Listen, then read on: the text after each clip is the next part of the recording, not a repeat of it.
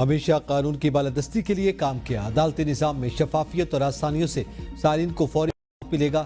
Chief justice یحییٰ آفریدی کا judicial conference سے خطاب. کہا ٹیکنالوجی کے استعمال کے ذریعے عدالتی نظام کو مؤثر بنایا جا رہا ہے. ہم نے 5 بنیادی اصلاحات شروع کی. عہدہ سنبھالنے کے بعد اصلاحات کی ضرورت محسوس کی. مقدمات کو جلد نمٹانا ترجیح ہونی چاہیے. ڈیجیٹل کیس فائلنگ کا نظام متعارف کروا دیا گیا. عدالتی سروسز کا باقاعدہ آغاز ہو چکا. نظام انصاف میں مصنوعی ذہانت AI کا استعمال ناگزیر ہے. فی الحال AI کے استعمال کے لیے ہم مکمل طور پر تیار نہیں. عدالتی نظام کا اندرونی آڈٹ بھی مکمل کروا لیا گیا ہے.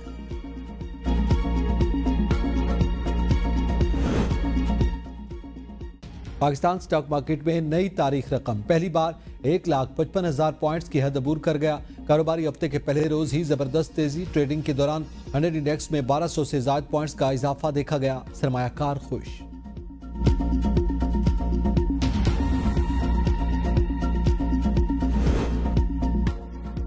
دریا چناب کے ٹھاٹھے مارتے سیلابی ریلے نے ملتان میں صورتحال خراب کر دی. فوج طلب. بند ٹوٹنے سے درجنوں بستیاں ڈوب گئیں.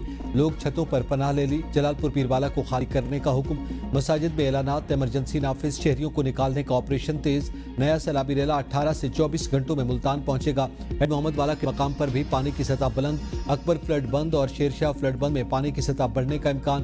ہیڈ تریمو سے مزید 3.5 لاکھ کیوسک ریلے کی ملتان آمد. ہیڈ پنجت کے مقام پر پانی کی آمد اور اخراج 5,17,000 کیوسک ریکارڈ. متعدد بند ٹوٹ گئے. 55,000 افراد خطے میں. ایک شخص جاں بحق. عظمت پور بند ٹوٹنے سے ہزاروں ایکڑ اراضی زیر آب آ گئی. سیلاب کا پانی شہر کے قریبی علاقوں میں داخل. شہریوں کا انخلاء جاری. چنیوٹ میں 141 دیہات آبادیاں شدید متاثر.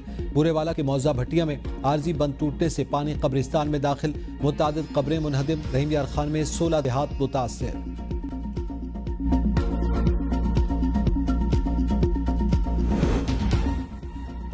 وزیر اعلیٰ پنجاب کی ملتان میں سیلابی صورتحال کی براہ راست نگرانی. کہا جلال پور پیروالا ملتان میں ریسکیو آپریشن مکمل انخلاء تک جاری رہے گا. جلال پور پیروالا میں PTM میں ریسکیو اور انتظامیہ موقع پر موجود. بیشتر آبادی کو محفوظ مقامات پر منتقل کیا جا چکا. جانی نقصان سے بچاؤ کے لیے آپریشنز کی تھرمل امیجنگ ڈرون سے نگرانی جاری ہے. بھارتی پانی داخل ہوتے ہی دریائے ستلج بفر گیا. سینکڑوں بستیاں زیر آب. قصور بہاول نگر بورے والا میں سیلابی تباہی. فصلیں برباد. زمینی رابطے منقطع. ہریکے اور فیروز پور کے مقامات پر اونچے درجے کا سیلاب. بہاول نگر میں ہزاروں گھر مویشی بہہ گئے.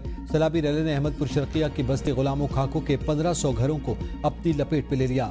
حاصل پور میں موضع نورشاہ کا حفاظتی بند ٹوٹ گیا. میلسی میں ہیڈ سائفن پر پانی کی سطح 1,04,591 کیوسک ریکارڈ.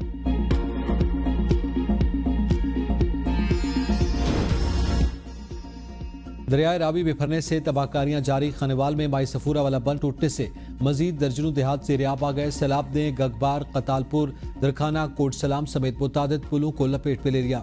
سیلاب متاثرین کھلے آسمان کے نیچے زندگی گزارنے پر مجبور. متاثرین کو کھانے اور جانوروں کے چارے کی قلت کا سامنا. کوئی حکومتی اور ضلع انتظامیہ کا نمائندہ نہ پہنچ سکا.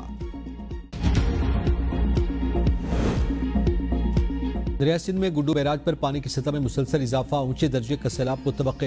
کچے کے علاقے زیر آب. لوگ نقل مکانی کرنے لگے. مزید 17 بستیوں کو الرٹ جاری. سیلابی ریلے سے نمٹنے کے لیے انتظامات مکمل.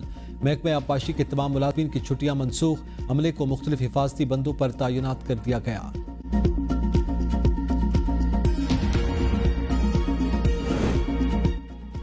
سندھ میں متوقع شدید بارشوں کے پیش نظر تمام ادارے تیار رہیں. صدر مملکت آصف علی زرداری کا کہنا ہے کہ شہری علاقوں خصوصاً نشیبی اور ساحلی مقامات پر پیشگی انتظامات یقینی بنائے جائیں. ہب ڈیم اور دیگر آبی ذخائر میں پانی کی سطح پر مسلسل نظر رکھی جائے. عوام احتیاطی تدابیر اختیار کریں اور حکومتی ہدایات پر عمل کریں. میڈیا اور مقامی انتظامیہ عوامی آگاہی مہم میں متحرک کردار ادا کریں. مونسون کا 10واں سپیل جاری. 3 صوبوں میں سیلاب کا خدشہ. الرٹ جاری. 9 ستمبر تک سندھ، جنوب مشرقی بلوچستان اور جنوبی پنجاب میں شدید بارشوں کی پیشگوئی. NDMA نے سندھ، بلوچستان، جنوبی پنجاب میں اربن فلڈنگ اور طغیان کا خدشہ ظاہر کر دیا. شدید بارشوں سے سندھ کے ساحلی اضلاع سیلاب کی زد میں آ سکتے ہیں. کراچی کے مختلف علاقوں میں صبح ہلکی بارش. زد آیا. چندری گڑھ روڈ، شارع فیصل سمیت مختلف علاقوں میں بادل برسے. نجی اسکولوں میں چھٹی. پنجاب کے مختلف علاقوں میں مستدھار بارش.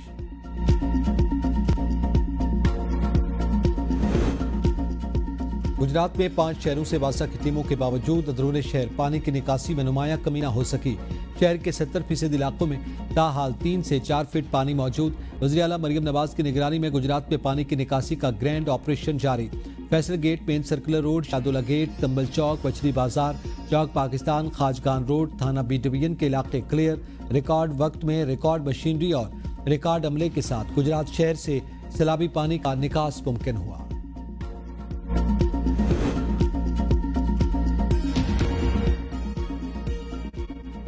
سیلاب نے صرف زمین نہیں، خواب بھی بہا دیے۔ پنجاب میں سیلاب سے ہزاروں سکول بند، لاکھوں بچوں کا تعلیمی سلسلہ رک گیا۔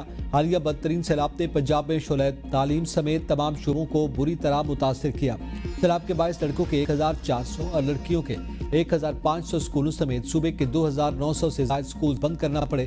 150 سکولوں میں پانی آیا، 850 سے زائد کی عمارتیں جزوی طور پر متاثر ہوئیں، 45 سکول مکمل طور پر گر گئے۔ گجرات، حافظ آباد، مظفر گڑھ، نارووال اور ملتان کے سکول سب سے زیادہ متاثر ہوئے۔